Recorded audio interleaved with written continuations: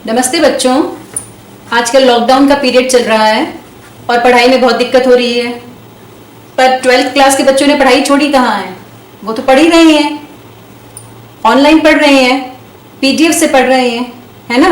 तो जिन बच्चों के पास बुक्स आ गई हैं उनको भी फायदा रहेगा मेरे इस वीडियो से, और जिनके पास नहीं है, जो फोन से पीडीएफ यूज कर रहे हैं या लैपटॉप से पढ़ रहे हैं, उनको भी बहुत फायदा होगा। मैं आपकी रेगुलर चीजें नहीं बताऊंगी इसमें। मैं सबसे मेन चीज जो आपके पेपर में आता है वो आपके आते हैं 20 मार्क्स के क्वेश्चंस। शुरू में ही होते हैं ऑब्जेक्टिव टाइप क्वेश्चंस, और उन ऑब्जेक्टिव टाइप क्वेश्चंस बहुत ही स्कोरिंग होते हैं और बहुत ही इजी होते हैं, जिसको अधिकतर बच्चे जिससे डर जाते हैं, वो सोचते हैं ये ज्यादा मुश्किल है, पर rather they are more easy and more scoring. ठीक है, हमें करना क्या है कि एक एक पैराग्राफ को उठा के हम देखेंगे, एक एक पैराग्राफ में ऐसी क्या चीज है जो ऑब्जेक्टिव में हमसे कोई पूछ सकता है। ठीक है, अब ऑब्जेक्टिव में क्या होता है? या तो आपके वन वर्ड आंसर होता है, या मैच द फॉलोइंग आ जाएगा, या ट्रू एंड फॉल्स आ जाएगा, या ऐसा ही कुछ और एजर्शंस आ जाएंगे, स्टेटमेंट आ जाएंगी। उसमें से आपको मानना है कि कौन सी स्टेटमेंट सही है। तो अगर हमें फैक्ट सही पता है, अगर मुझे पता है कि ये लिखा है 600 ईसा पूर्व से 600 ईस्वी, तो कोई इसको कुछ और भी कहेगा तो हम गलत नहीं कहेंगे ना। तो इसी तरह से चलिए हम अपने लेसन पे शुरू करते हैं। तो ये सेकंड लेसन जैसे शुरू किया हुआ है। अब ये पहला वाला पैराग्राफ देखिए। इसके पहले हम पढ़ चुके हैं हड़प्पा काल। हड़प्पा काल 2700 ईसा पूर्व से लेके 1900 ईसा पूर्व, और उसके बाद आपने देखा कि हड़प्पा के पतन के बाद एक ग्रामीण सभ्यता हमें दिख रही है, उस तरह की शहरी सभ्यता नहीं दिख रही है। और जो पीरियड हमारा हल्का सा जिसका रेफरेंस आता है हमारे सिलेबस में, वो एक ये वर्ड लिखा हुआ है ऋग्वेद, ऋग्वैदिक काल। ऋग्वैदिक काल को हम लेते हैं 1500 ईसा पूर्व से लेकर 1000 ईसा पूर्व तक के आसपास का वो जो पीरियड जिस जब वेद लिखे गए, तो वो हमारा वैदिक काल हम मानते हैं। अब आपने ये देखिए, ये लाइंस क्या है? हड़प्पा सभ्यता के बाद 1500 वर्षों के लंबे अंतराल में उपमहाद्वीप के विभिन्न भागों में कई प्रकार के विकास हुए। यही वो काल था जब सिंधु नदी और उसकी उपनदियों के किनारे रहने वाले लोगों द्वारा ऋग्वेद का लेखन किया गया। अब आपका सिंपल से यहाँ पे एक क्वेश्चन ऑब्जेक्टिव टाइप बन सकता है कि ऋग्वेद का लेखन कब किया गया। तो ये आपकी पहली लाइन ही बता रही है हड़प्पा सभ्यता के 1500 वर्षों के लंबे अंतराल। तो यहीं पे आप नोट कर लीजिए, जैसे मैं आपको यहाँ पे बता रही हूँ कि एक क्वेश्चन हमारा बन जाएगा कि ऋग्वेद का लेखन कब किया गया, और आप कहीं पे अपना नोट कर लीजिए कि 1500 ईसा पूर्व से 1000 ईसा पूर्व के बीच में। बहुत सिंपल सी बात है, इससे ज्यादा कोई कुछ नहीं पूछेगा। ठीक है, अब आगे आप देखिए कि इसमें और ग्रामीण कृषक बस्तियों की बात की गई है, और आगे बढ़ते जाएंगे तो आपको एक और चीज हमें मिली है इस पीरियड में। एक वर्ड आ रहा है, देखिए, महापाषाण। ये देखिए, महापाषाण काल। अब हमारा जो क्वेश्चन कोई भी बन सकता है, महापाषाण पे बन सकता है कि महापाषाण क्या चीज है। अब ये देखिए, हमें दिख रहा है ईसा पूर्व पहली सहस्त्राब्दी के दौरान मध्य और दक्षिण भारत में शवों के अंतिम संस्कार के नए तरीके भी सामने आए, जिनमें महापाषाण के नाम से ख्यात पत्थरों के बड़े बड़े ढांचे मिले हैं। अब आप इसने पोर्शन कोड ले लीजिए कि ये हमारा ऑब्जेक्टिव टाइप क्वेश्चन बन सकता है। तो अब हमें आप नोट कर लीजिए, हमें क्या करना होगा? महापाषाण क्या है, ये फैक्ट हमें पता होना चाहिए। ये क्या है? ये शवों के दफनाने के तरीके हैं। अब देखिए, शवों के अंतिम संस्कार के नए तरीके अब कहां पे पाए गए? मध्य या दक्षिण भारत। आप देखिए, आपकी जो लाइंस बता रही है यहाँ पे कि मध्य या दक्षिण भारत। कब? ईसा पूर्व पहली सहस्त्राब्दी। सहस्त्राब्दी मतलब 1000 साल। तो ईसा पूर्व पहली सहस्त्राब्दी के दौरान मध्य और दक्षिण भारत में हमें क्या मिले हैं? कुछ शवों के शवाधान के तरीके मिले हैं, और वहां पे उन्होंने क्या किया है? पत्थर के हमें बड़े बड़े ढांचे मिले हैं। पाषाण मतलब बड़े बड़े पत्थर के टुकड़े, महापाषाण बड़े टुकड़े।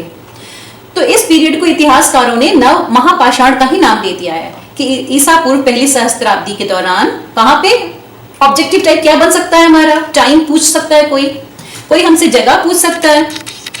मध्य या दक्षिण भारत। क्या था? शवों के दफनाने के तरीके थे। टाइम क्या था? ईसा पूर्व पहली सहस्त्राब्दी। ठीक है, अब आपने ये देख लिया, ये इंट्रोडक्शन का, ये सेकंड चैप्टर का हमारा इंट्रोडक्शन है, और इसमें ज्यादा कुछ नहीं है जो आपका ऑब्जेक्टिव टाइप आ सकता है। अब हम आते हैं ये फर्स्ट पॉइंट पे, प्रिंसिप ऑफ पियदसी। आप लेसन ये सारा पढ़ चुके हैं, क्वेश्चन आंसर भी कर चुके हैं, आप लोगों को बहुत सी वीडियोस मिल रही हैं, ऑनलाइन क्लासेस हो रही हैं, सब तरह से आपको पता चल चुका है कि ये हम जेम्स प्रिंसेप के बारे में पढ़ चुके हैं। पर अगेन ऑब्जेक्टिव टाइप के लिए हम फिर बड़े तसल्ली से इसको पढ़ेंगे। प्रिंसेप और प्रियदर्शी। प्रिंसेप किसका जिक्र है? देखिए सेकंड, आप ये कह रहे हैं भारतीय अभिलेख विज्ञान में एक उल्लेखनीय प्रगति 1830 के दशक में हुई, जब ईस्ट इंडिया कंपनी के एक अधिकारी जेम्स प्रिंसेप ने ब्राह्मी और खरोष्टी लिपियों का अर्थ निकाला। अब इसका मतलब क्या हुआ कि जेम्स प्रिंसेप कौन थे? देखो बच्चे, जो हमारी बुक में है इससे ज्यादा कोई नहीं पूछेगा, कभी भी सीबीएसई बोर्ड आपसे वो नहीं पूछेगी जो आपकी बुक में, एनसीईआरटी की बुक में नहीं है। तो इसलिए बहुत तसल्ली से हमारी जो लाइंस हैं इन्हीं में से हमें सारे आंसर्स मिल रहे हैं। तो जेम्स प्रिंसेप कौन थे? ये लाइन आपको दिख रही है, ईस्ट इंडिया कंपनी के एक अधिकारी। बस आपको इतना ही पता होना चाहिए इस ऑब्जेक्टिव टाइप के लिए। उन्होंने 1830 में क्या किया है? ब्राह्मी और खरोष्टी लिपियों का अर्थ निकाला। वो पढ़ पाए, उसको समझ पाए, और उनके इस पढ़ पाने से खरोष्टी लिपि जो हमारी उत्तर भारत के उत्तरी इलाके में, उत्तर पश्चिम इलाके में जहाँ पे प्रयोग में आती थी, और ब्राह्मी लिपि जो हमारे सारे उत्तर भारत में, ये जैसे आजकल हम देवनागरी लिपि का प्रयोग करते हैं, हमारी लिपि का नाम, हिंदी पढ़ रहे हैं हम लोग पर लिपि देवनागरी है। इसी तरह से उस समय जो एक लिपि थी ब्राह्मी लिपि, वो उसको पढ़ पाए, समझ पाए, और उसका क्या और कहाँ पे पढ़ पाए, इनका प्रयोग कहाँ किया गया? अभिलेखों में मिला, सिक्कों में। उस टाइम पर जो पीरियड हम पढ़ रहे हैं 600 ईसा पूर्व से, जो हमारा लेसन का चैप्टर शुरू हो रहा है 600 ईसा पूर्व से 600 ईस्वी, जो आपने देखा था लेसन के शुरू में, आपने पीरियड देख लिया है 600 ईसा पूर्व से 600 ईस्वी, ठीक है। तो हमारा पूरा लेसन इसी के ऊपर है। तो ये जेम्स जो 600 ईसा पूर्व का जो हमें रिकॉर्ड मिला है वो हमें खरोष्टी और ब्राह्मी लिपि के पढ़ने के कारण मिला है। ये समझ में हमें आ गया। अब ये सिर्फ हम ऊपर की 4 लाइनें लेंगे, इसमें से हमारे पास ऑब्जेक्टिव टाइप बहुत सी चीजें हो सकती हैं, पूछी जा सकती हैं।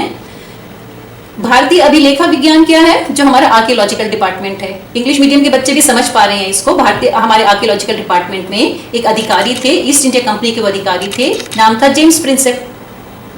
जेम्स प्रिंसेप कौन थे? ये आपका क्वेश्चन बन सकता है।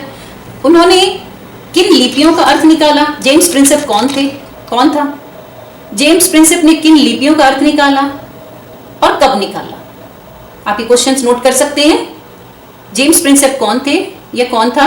जेम्स प्रिंसेप ने किन लिपियों का अर्थ निकाला और कब निकाला? तो आप देखिए, जेम्स प्रिंसेप हमें पता लग गया एक अधिकारी थे। कब निकाला? 1830 में। कौन सी लिपि पढ़ पाए? ब्राह्मी और खरोष्टी। और सबसे पहले इन लिपियों को कहां पढ़ पाए? अभिलेखों और सिक्कों में, ठीक है। और एक चीज और हमें मिल रही है 2 लाइनों में आगे बढ़ने से पहले, कि हमें यहाँ पे इन अभिलेखों एक शब्द आ रहा है प्रियदर्शी। प्रियदर्शी मतलब प्रियदर्शी शब्द का एक ही बिगड़ा हुआ रूप है जो लोकल पाली भाषा में। तो मनोहर मुख वाले प्रियदर्शी, जो देखने में अच्छा लगने वाले राजा का नाम बार बार आ रहा है, बार बार आ रहा है। और बहुत देर बाद कुछ अभिलेखों से पता चला है कि वो कौन थे? वो राजा अशोक थे, ठीक है। तो और बौद्ध ग्रंथों के अनुसार भी हमें पता लग गया कि वो उस समय के सबसे ज्यादा सर्वाधिक प्रसिद्ध राजा थे। चलिए अभी ज्यादा नहीं करना, इतना ही आप कीजिए दोबारा और इन क्वेश्चंस को देख लीजिए। इन लिपियों का सबसे पहले कहां प्रयोग हुआ? अभिलेखों और सिक्कों में। प्रियदर्शी शब्द का क्या अर्थ है? ये क्वेश्चन हमारा बन सकता है। प्रियदर्शी शब्द का प्रयोग किसके लिए हुआ? राजा अशोक के लिए।